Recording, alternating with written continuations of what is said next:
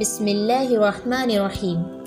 ایک بار کا واقعہ ہے کہ بی بی فاطمہ گھر کے تمام کام کر کے چکی پیس رہی تھی اور رو رہی تھی کہ حضرت علی رضی اللہ تعالی عنہ گھر میں تشریف لائے اور دیکھتے ہیں کہ گھر کے سارے کام ہو چکے ہیں اور فاطمہ چکی پیس رہی ہیں اور ساتھ میں رو رہی ہیں۔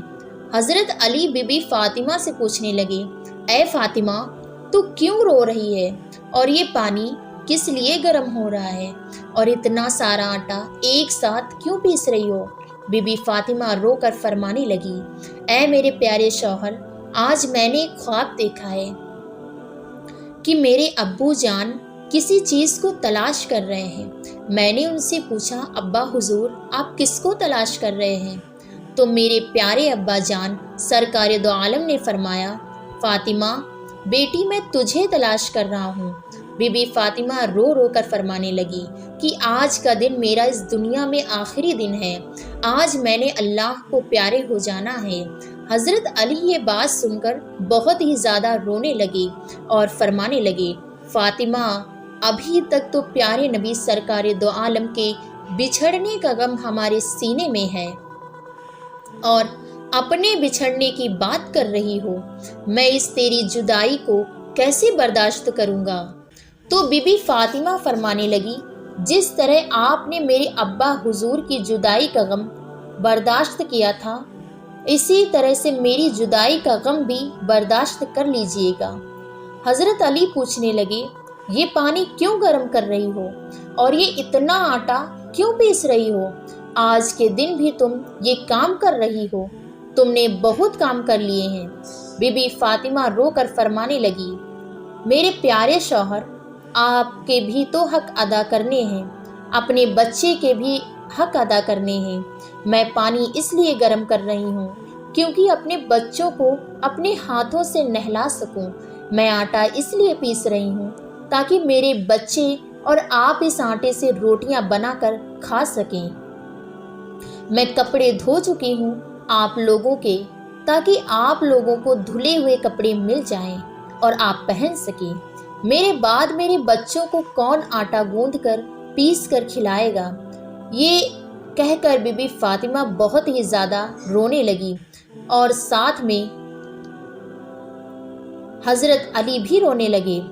حضرت علی بی بی فاطمہ کو سمجھا کر وہاں سے اٹھا لیتے ہیں اور کہتے ہیں، یہ کام مت کرو۔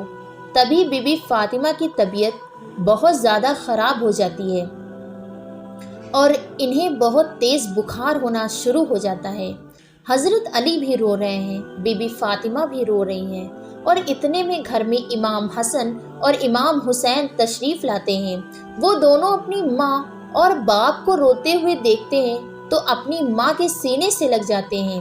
ذرا سوچیے وہ کیسا منظر ہوگا، وہ کیسا عالم ہوگا جس ماں کو پتہ چل جائے کہ آج اس دنیا میں رخصت ہو جانا ہے اور میرے بچوں کا کیا بنے گا، میرے بچوں کو کون کھانا کھلائے گا، میرے بچوں کو کون سلائے گا، اس ماں کے دل پر کیا گزرتی ہوگی۔ حضرت علی بہت ہی زیادہ رونے لگے اور بی بی فاطمہ بھی بہت زیادہ رونے لگی اور اپنے ماں باپ کو دیکھ کر امام حسن اور امام حسین بھی رونے لگے اور پوچھنے لگے، بابا جان، آپ کیوں رو رہے ہیں؟ حضرت علی خاموش رہے۔ پھر بی بی فاطمہ سے پوچھنے لگے، امی حضور، آپ کیوں رو رہی ہیں؟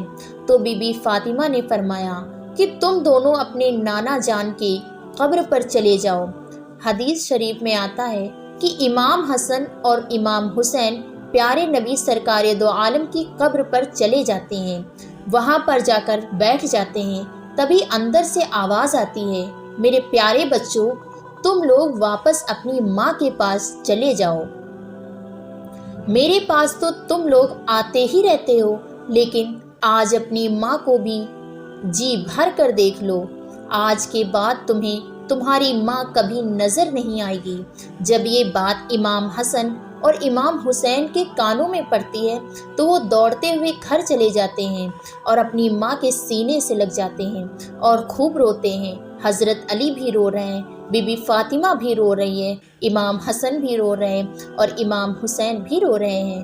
اتنے میں بی بی فاطمہ کی طبیعت اور بھی زیادہ خراب ہونے لگتی ہے اور حضرت علی کو اپنے پاس بٹھا کر ان سے 3 باتیں کہتی ہیں۔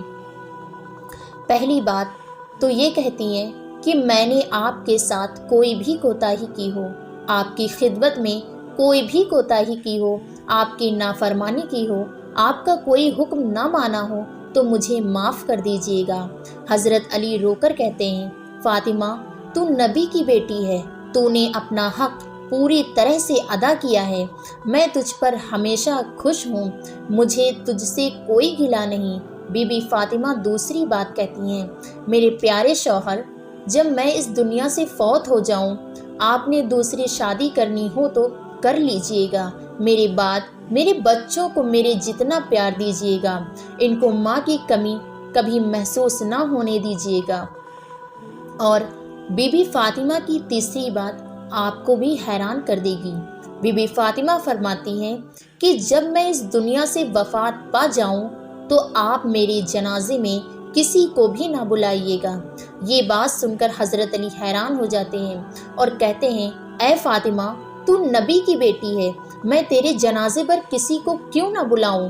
تو بی بی فاطمہ فرماتی ہیں کہ میں نے آج تک اپنے آپ کو پردے میں رکھا ہے، کسی غیر مرد کی نظر نہیں پڑی، میں چاہتی ہوں کہ میرے مرنے کے بعد بھی مجھ پر کسی غیر مرد کی نظر نہ پڑے۔ جب شام ہو جائے، اندھیرا ہو جائے، آپ مجھے تب دفن کر دیجیے گا۔ یہ بات سن کر حضرت علی بہت رو رہے ہیں، بی بی فاطمہ بہت رو رہی ہیں، امام حسن اور امام حسین بھی رو رہے ہیں۔ سوچئے ذرا وہ کیسا منظر ہوگا جب ماں رخصت ہو رہی ہے ہمیشہ کے لیے اس دنیا سے اور اس کے بچے اس کے پاس بیٹھ کر رو رہے ہیں۔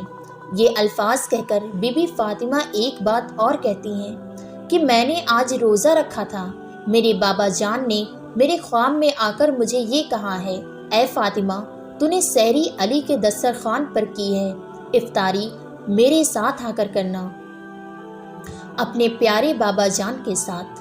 یہ بات کہہ کر بی بی فاطمہ اللہ کو پیاری ہو جاتی ہیں۔ بی بی فاطمہ کو کفن پہنایا جاتا ہے، ان کا جنازہ اٹھایا جاتا ہے۔ روایات میں آتا ہے کہ جب بی بی فاطمہ کا جنازہ اٹھایا جاتا ہے تو ایک طرف سے حضرت علی کندھا دیتے ہیں، دوسری طرف سے امام حسن اور کاندھا دیتے ہیں، اور تبھی وہاں پر ایک صحابہ پہنچتے ہیں جن کا نام حضرت ابو ذر غفاری ہوتا ہے۔ تبھی حضرت علی ان سے فرماتے ہیں کہ آج نبی کی لاڈلی بیٹی کا انتقال ہو گیا ہے، ایک طرف سے تم کاندھا دے دو۔ اس طرح یہ جنازہ اٹھایا جاتا ہے۔ روایت میں آتا ہے کہ دونوں معصوم بچے امام حسن اور امام حسین رو رہے ہیں، حضرت علی رو رہے ہیں، حضرت ابو ذر غفاری بھی رو رہے ہیں، اور جنازہ قبر کے پاس رکھا جاتا ہے، قبر کھودی جاتی ہے۔ حضرت علی اس قبر کو دیکھتے ہیں جس قبر میں بی بی فاطمہ کو رکھنا ہوتا ہے۔ حضرت علی بہت ہی زیادہ روتے ہیں، ان کی داڑھی بھیگ جاتی ہے، ان کے کپڑے بھیگ جاتے ہیں۔ حضرت علی کبھی بی بی فاطمہ کو دیکھتے ہیں اور کبھی اپنے بچوں کو دیکھتے ہیں۔ یہ منظر دیکھتے ہوئے حضرت ابو ذر غفاری بھی روتے ہیں اور قبر سے کہتے ہیں، اے قبر کیا تجھے پتا ہے یہ جنازہ کس کا ہے؟ یہ محمد کی بیٹی کا جنازہ ہے، یہ علی کی بیوی کا جنازہ ہے، جن کو امام حسن اور امام حسین کہتے ہیں، ان کی ماں کا جنازہ ہے۔ بی بی فاطمہ کو قبر میں دفنایا گیا اور حضرت علی اپنے دونوں بچوں کو سینے سے لگا کر قبر کے پاس بیٹھے کافی دیر تک روتے رہے۔ دونوں پیارے بچے بھی کافی دیر تک روتے رہے، وہ اپنی ماں کو یاد کرتے رہے۔ وہ ہمارے پیارے نبی کا گھرانہ تھا، وہ تو بخشے بخشائے ہوئے لوگ تھے، وہ جنتی لوگ تھے، جنت کے لوگوں کے سردار تھے۔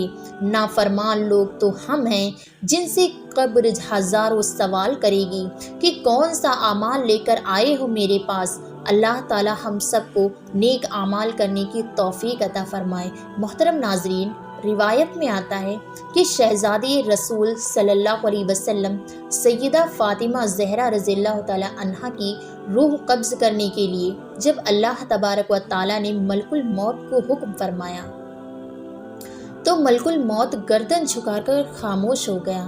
اور اس پر ہرگز راضی نہ ہوا کہ وہ سیدہ فاطمہ سلام اللہ علیہ کی روح قبض کریں، اور یہ محترمہ